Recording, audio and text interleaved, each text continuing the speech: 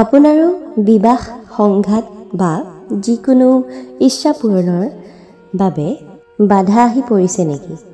যদি পৰিছে তেন্তে আজিৰ ভিডিঅ'টো আপোনাৰ বাবে। তেন্তে আহকচোন ভিডিঅ'টো আৰম্ভ কৰোঁ।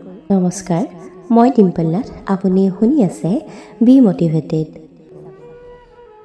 হালধীয়া ফুলৰ মালা এডাল বনাব। মালাডাল বনাই এই মন্ত্ৰটো 108 বাৰ মাতিব। ওম পুষ্পায় দেৱায় নমঃ, ওম পুষ্পায় দেৱায় নমঃ, ওম পুষ্পায় দেৱায় নমঃ। এই মন্ত্ৰটি আপুনি 108 বাৰ মাতিব, নতুবা 3 বা 5 মিনিট সময় মাতি নিজৰ মনোকামনা কৈ সেই হালধীয়া ফুলৰ মালাডাল ভগৱানক পিন্ধাই দিব বা আপোনাৰ গুৰুজনক পিন্ধাই দিব।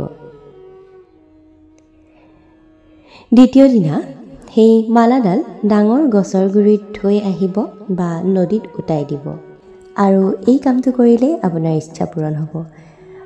যদি ভিডিঅ'টো চাই ভাল পালে তেন্তে লাইক, কমেণ্ট, শ্বেয়াৰ কৰিব আৰু ইচ্ছা পূৰণৰ পাছত কমেণ্ট কৰি কমেণ্ট ছেকশ্যনত জনাব যে ইচ্ছা পূৰণ কেনেধৰণৰ হৈছে।